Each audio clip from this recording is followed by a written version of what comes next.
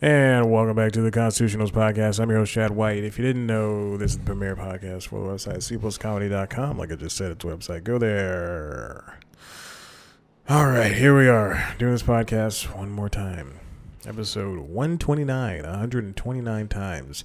I've sat down behind this microphone and chattered on about something else or whatnot. Not in the best of moods, it's fine. Earlier this week, I kept looking at it. I kept looking at my my old video camera. I'm establishing what it is. I kept looking at it this past couple of weeks, and then I realized that the TV I use as a monitor right there. I'm pointing with my foot. You can't see it on camera, but I was pointing with my foot.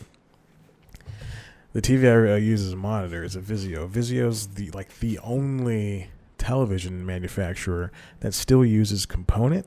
It has HDMI plus component. So I plugged in the charger for the video camera, let it go for like a minute or two, and then I hooked it up to the TV. And I have, I think, about 11 to 12 tapes. High 8. Let me show you the camera. All right, if you're watching the video, I just reached over to grab my camera. This is my first video camera. Actually, my only video camera. I've only owned 2 cameras, or 3 cameras. This GoPro, the Canon, and this. This is a Sony, I think this is what it's called, a High 8 Handycam. It's a Sony Handycam.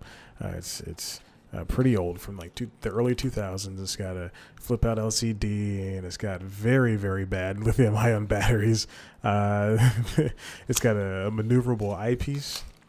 It pops up and everything, and it's got a little light on the front, and night shot plus mode, digital zoom 990, optical 20, not good, as video out, AV out, which is basically like a 3.5 millimeter plug, and then it goes to component. I wonder if it still has battery from the one. It still has battery. And as you can see, it turns on. Is a light. You can see me. If you're watching the video, I urge you to. You can see me just, oh my God, it's so bad. It's such a bad, it's not that good of a camera. Truly, even for the time, it probably wasn't even that good. But you know what? It did its job. It served its purpose. And so what I used this for was to make movies in my room. I know your head's going. It's not that. I use it to make movies in my room. And I had a bunch of old toys that I would just make voices and stuff. And I was watching the video, and the speaker doesn't work on the camera, otherwise I'd play something for you. But I was watching the video, and it was hearing my voice from the early 2000s when I was just a boy was so surreal, because I had the highest voice in the world, and I have this smooth, seductress voice right here. It was great. It was great. I was playing. I would be voicing the characters, and I'd be like this. Hi, hello, it's me. I'm a Lego. Amazing, wonderful. One day when I get when I get famous. I'll just digitize them and just put them out, or at least little highlights. There are twice I made a movie called The Lego Movie way before the Lego Movie existed, and I made the Lego Movie 2. I made 2 movies that are, I think, about 80 minutes in runtime with no written out story, but there is, very specifically, both movies have opening credits that I so on the camera you can do some text.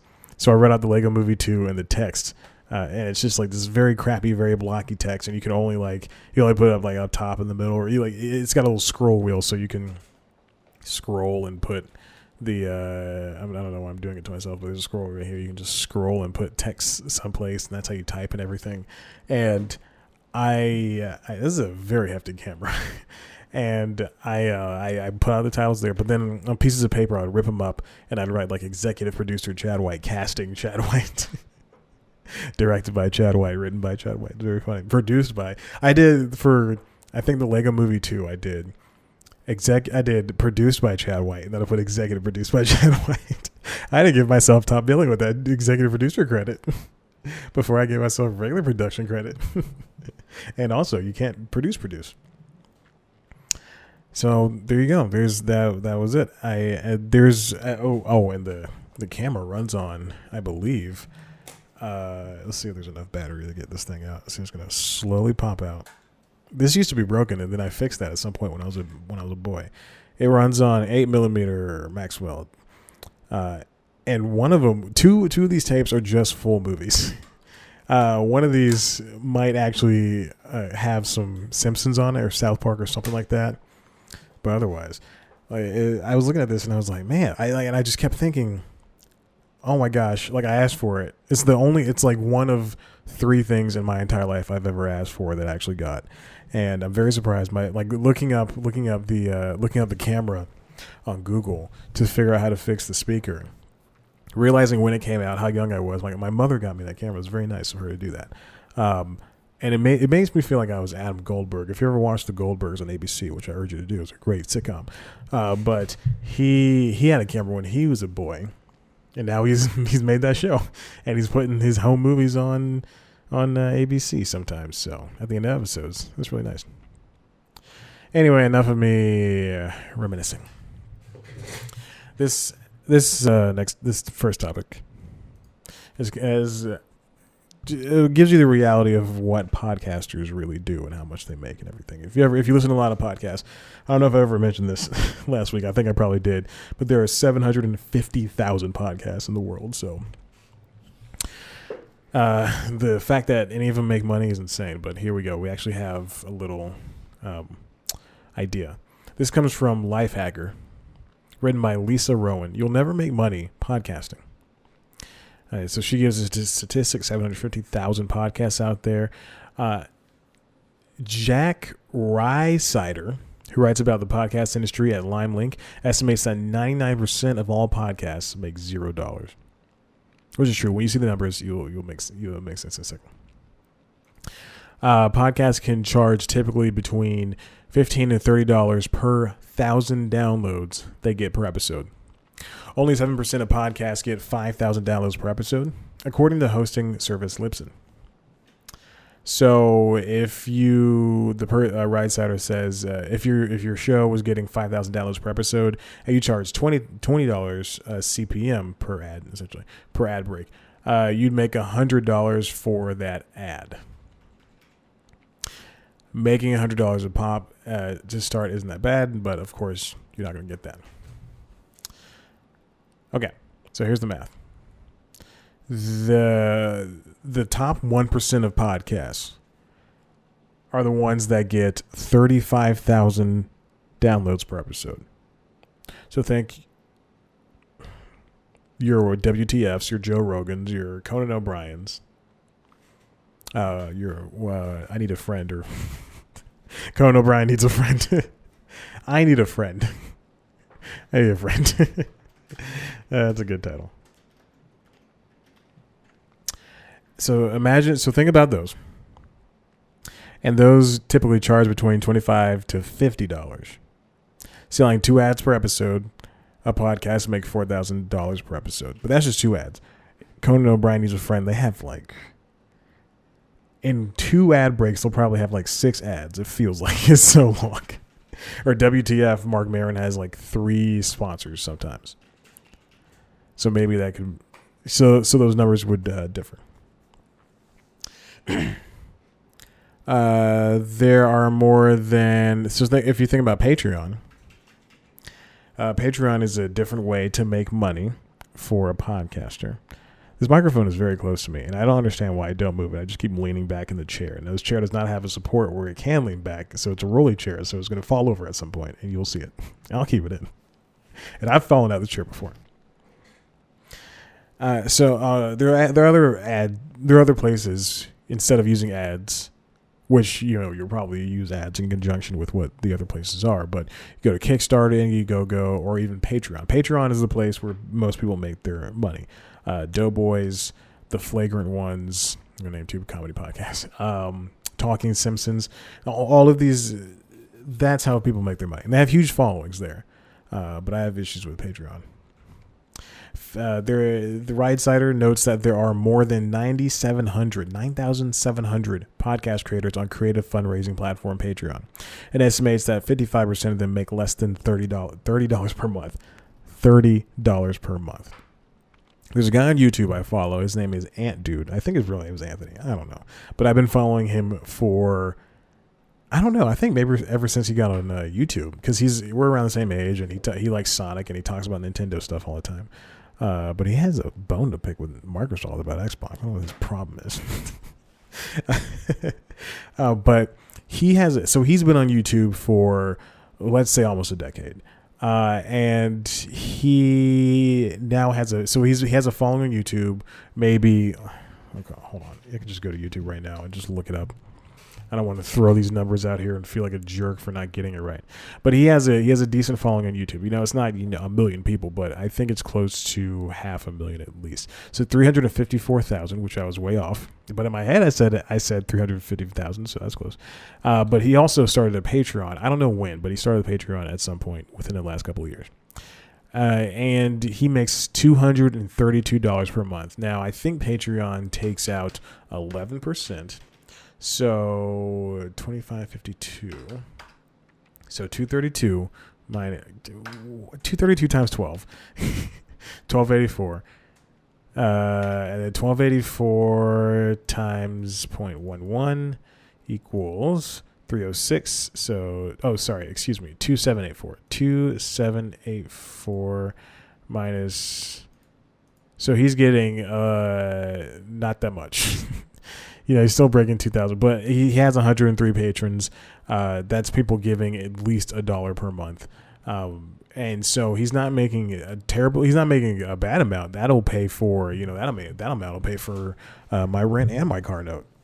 So that's a decent amount. And, and then you get ad revenue from YouTube.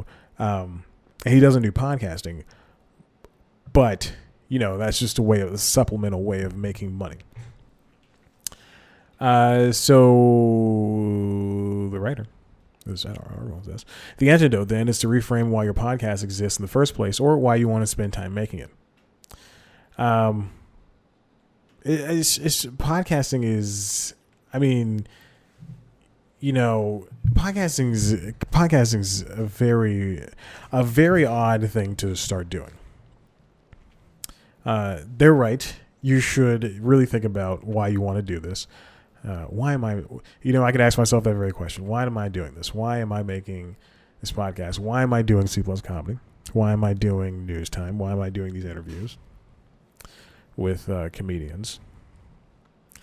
And, actually, if you look at my recent interviews, I said to myself, I got to stop doing people who are,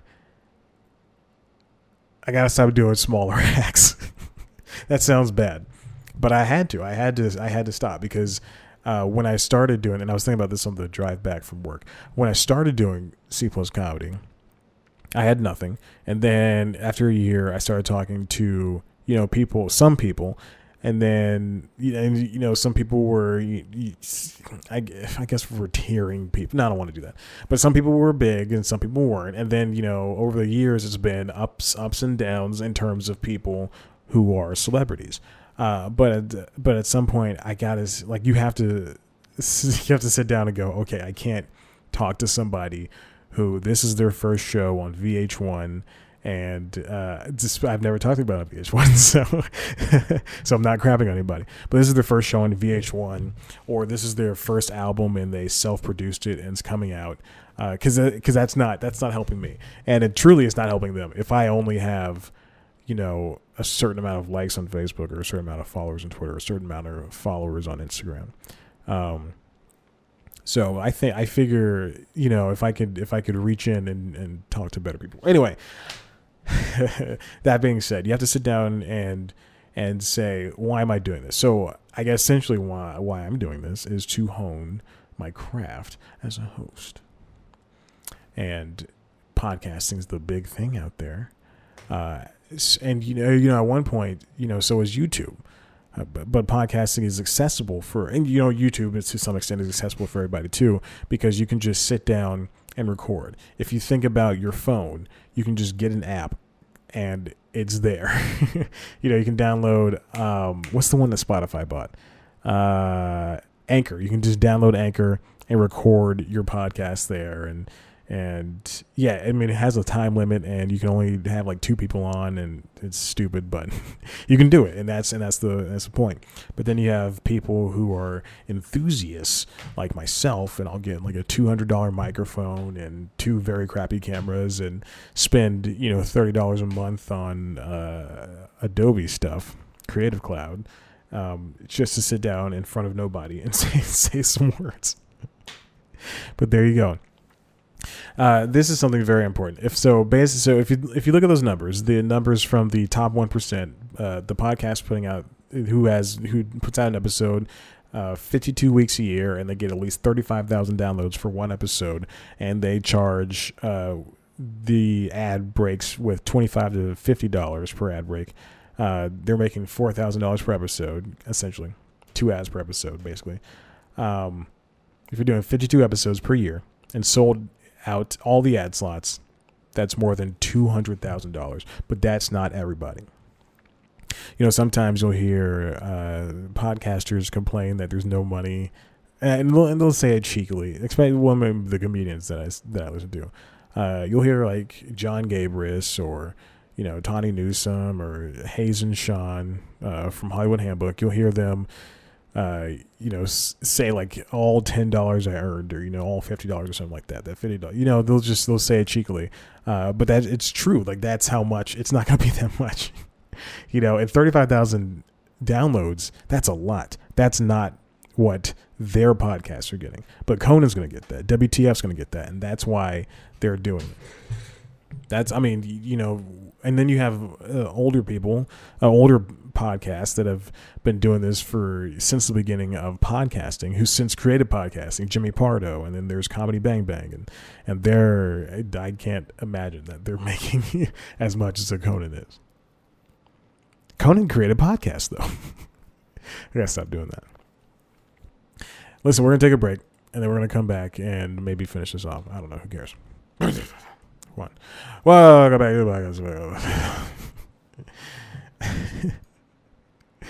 Before we get to the next story, I just want to acknowledge how solemnly I got up in the middle of the break, just scooted over to the camera, to the DSLR, sadly pressed the button, and scooted back, and then just sat down and just like, all right, I'm going to do this. But don't worry, this next topic is going to be a little bit more levity. It's about race. This comes from Rebecca's son at The Hollywood Reporter. WARNERMEDIA inclusion report shows workforce gender parity, room for improvement elsewhere. I was scanning over this article, and I read this last week, and I thought this would be a good whole episode on. It's kind of a down topic, but the numbers are better than what you would think. We talk about diversity in television. We talk about diversity in movies. Just diversity in the entertainment media is very hard right now. And you look at, for me, you look at a comedy writer's room, and you see, 90% white people, white dudes, but still white people. And then you see like 10% women and people of color. And you think, well, I'm not going to fit in. You hear about the writer who was fired from, God, I mentioned this a couple weeks ago, and I was thinking about this earlier this morning, and I can't remember what show he was fired from. He was fired. It was a black writer fired from some show that was about race, and he said the N-word in the writer's room, and he got fired. Let me think about that. Let me see. Writer gets fired from writer's room for saying N-word. The N-word. Star Trek Discovery is Walter Mosley. Walter Mosley, he's I believe he's an older man, an older gentleman, an older writer. And when I say older, I mean like in his 40s or 50s. Let's see, Walter Mosley. Walter Mosley, writer. Yeah, because he writes for Snowfall. He is an older gentleman. I was right. He was in his 60s. And he got fired from this comes from the Hollywood Reporter. Google popped it right up. He said he quits. He's no longer writing in the Star Trek Discovery writers' room after using the N-word. And if you look at basically what happened is somebody in the writers' room, they're not naming names, said they were uncomfortable, and they did not feel comfortable with him saying that word, even though he's a black man and the star of the show is a black person. Let's see. Although Mosley, who was black, did not reveal which show he departed, sources tell him that series, renewed in February for its third season with its third showrunner, has experienced serious issues of abusive language in its writer in the past. I mean, that's stupid. Okay, so he quit, apparently. Let's say fired. People were complaining about it. It's so stupid. I think I've mentioned this before. This is just me saying I think I've mentioned this before. But there was a long time ago when GTA 5 came out on 360 and PS3, and people loved the game, but then one of the criticisms was they felt uncomfortable with the way Franklin was talking to his two other characters, and Franklin lives in the hood. And he uses the N-word a lot. And I mean, I get it. I know you're white and you're playing this game, but that's just that's just the nature of life. Period. And then I had to take a step back. I ruined the punchline to the joke, but to the story. But you take a step back. And you hear and you listen, and all these podcasts that are talking about it, all the IGN podcasts talking about it, the Giant Bomb podcast, all the video game podcast, Indoor Kids was still a thing at the time, and none of those people were black, and that's the issue. You felt uncomfortable, but that was just a norm, You hang out with me and some of the guys in college. We'll show you what's up. Hang out with me and some of the guys and the boys. Me and my boys in college. Okay, so you're gonna feel great about hearing this stuff, and you're gonna feel bad about it. The company Warner Brothers, which rebranded itself from Turner after it was bought by AT&T. Had to look around and think about that. The company is close to gender parity among employees with 53 to 47%. 53% male, 47% female ratio in the U.S. and 54-46 worldwide. That's wonderful. That's better than I could have expected. Those numbers could have been worse. That is almost 50-50, which is great. It's very close to 50-50. I'm about 3 degrees off, 3%. Warner Media examined racial representation only among its U.S. workforce, where white people represent 61% of all employees and 80% of vice presidents and above. Approximately 13% of Warner Media employees are black. 11% are Latinx. I would say Latino. Some kind of Spanish. That's not racist, guys. And 11% are Asian. More people of color were hired or promoted in 2018, 41%, than currently exist at the manager or executive level, signaling that those ranks will grow more inclusive over time. Qualitatively, the company recognized its 28 employee affinity group. Let's go back from that. Okay, so those numbers are great. Those numbers are good. They could be better, especially for the people of color thing. But the gender parity, wonderful. Let's get those numbers tightened up. I mean, obviously, you can't just force it in there. Just blind hire people is what we should do. but great, that's a lot. 61% though, and 80% executive levels. This reminds me of Disney last year. They had 4 black. I did an episode of News Time on it. 4 black executives leave in a matter of in a span of a couple of months, and it's because Disney's not telling the stories. Disney is not doing anything to cater to those people. And I was thinking about this. I was watching Coco a couple of months ago because I own it. No big deal. Yeah, I still buy movies.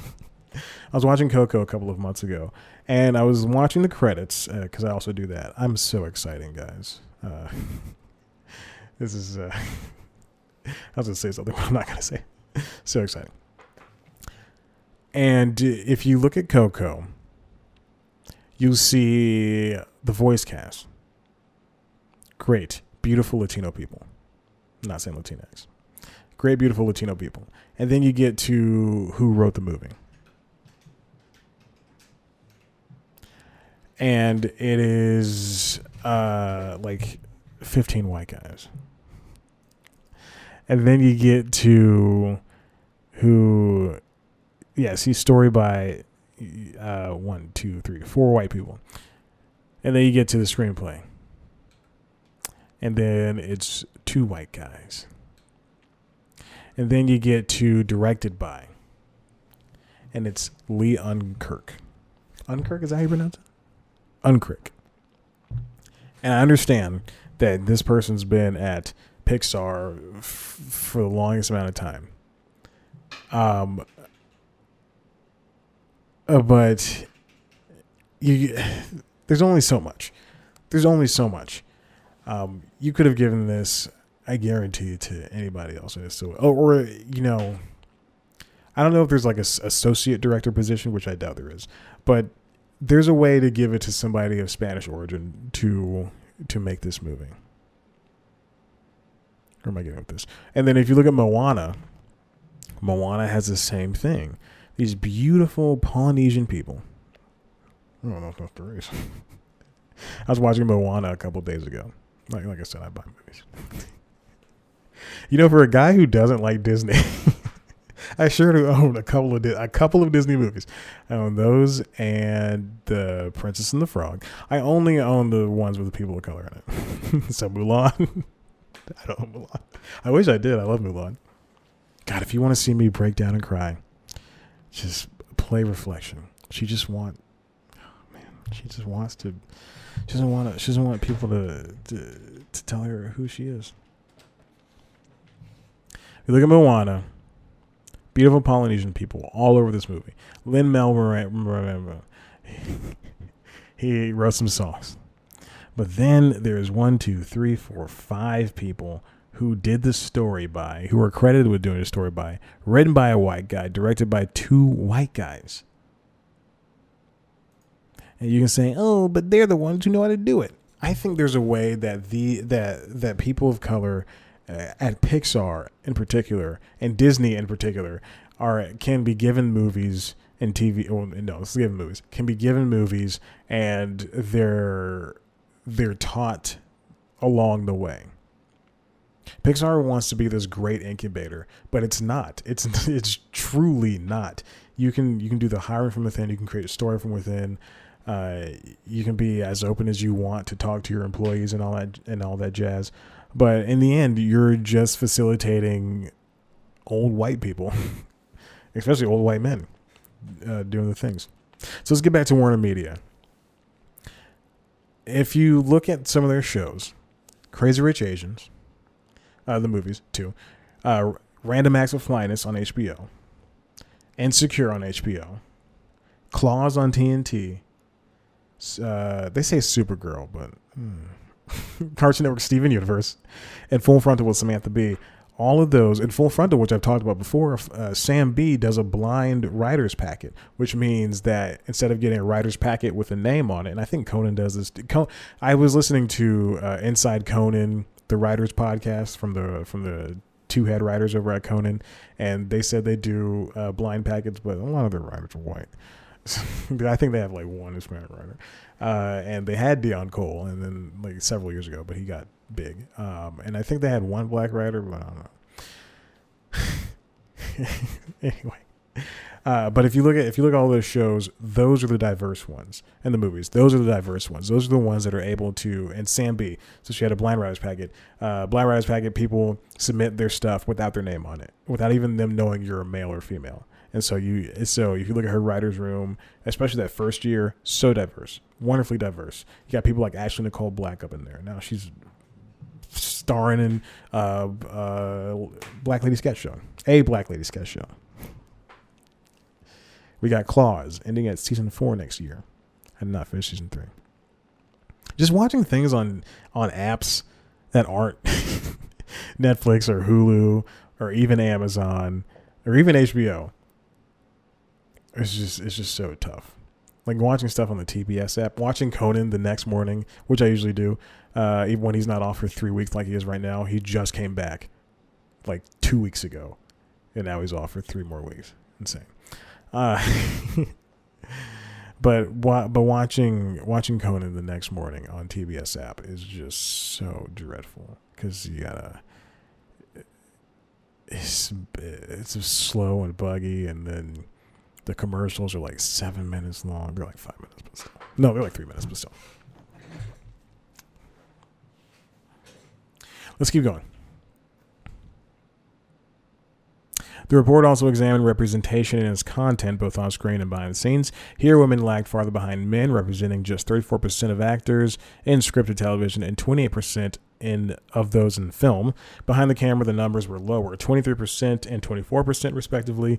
White actors were featured in 76% of roles in supported TV, scripted TV, and 84% of movie parts, while white crew members represented 77% and 80% of those mediums, respectively. I mean, oh my gosh. And then, that's where the inclusion writer comes in. No one is doing this. You should just be able to. You should be able to get a job if you're, in the entertainment industry if you're not white. I mean, it's despicable how these numbers are. And yeah, I understand that these are people who have been in the industry for God knows how long. But I guarantee that there are people who do just as good a job or better that are different race or different sexuality, and they're not getting these jobs. It's insane. 77% and 80%. God bless America. We just got to start hiring people, baby. Like me. I can do a good job. Diverse content is what connects both creatively and commercially. What? With our audiences. Oh, I didn't finish the sentence. And we know the only way we can put the best content out there is stop calling it content. This all comes from John Stankey, WARNERMEDIA CEO. You can actually read the full report. I've included it inside of the notes, the constitutionals notes. We'll call those the constitutionals. It's a very extensive report, 70 pages PDF, and you can see the numbers all in full color. You can see the types of people they got here. They got some type of Xfinity just texted me, and I thought it was. I was like, oh my gosh, someone's sending me a text, and it's just Xfinity. No one texts me. This is why I can't ever keep a girlfriend. Might have just revealed why I'm so sad. So yeah, I mean, you just see that you see their plan, you see what they're doing, you see the quotes that they have, and I don't know why Awkwafina's in this, but yeah, there you go. Definitely check it out. It's a good report I read about a sentence worth. But it's very extensive. It's very extensive. Hey, listen. If you like what you heard here, head on over to the website, cpluscomedy.com, where there's an interview with my good friend Diona Reasonova. She is an actress on NCIS. She replaced Polly Perrette in the scientist role. So she's a main character on NCIS. She's been there for 2 years now, 2.5, 2 years. This is the second year. So she's been there for 1.5 years. So definitely check it out. It's a really good interview, if I do say so myself. Mostly because I wrote it like it's a portfolio. like on New York Times, Washington Post, or the Wall Street Journal. So definitely check it out. I suggest you do. And then I have one coming out next week, and then hopefully a couple more. We'll see. And you can also head on over to youtube.com/C+Comedy to see a video version of this podcast. We're going to see me in all of my glory. Hopefully properly lit. I had to set up an extra light because I noticed that the lamp was not doing well for the GoPro. So definitely check that out. And on youtube.com/CompleXComedy, you can also see our premiere show, News Time. News Time is wonderful. Weekly news show. Like the Daily Show, except less funny. We cover an entertainment topic. This week's topic is IPOs. Yet again, this is my second IPO episode. And we talk about Endeavor, Peloton, and WeWork, their IPOs and why they failed last week. Last week. So definitely check it out. And that's it. Follow us on Instagram and Twitter at Sequels Comedy. Me on Instagram and Twitter at ChadBlackWhite. Like us on Facebook. Subscribe to youtube.com/SequelsComedy. And that is it for this episode. I'm hanging up, baby.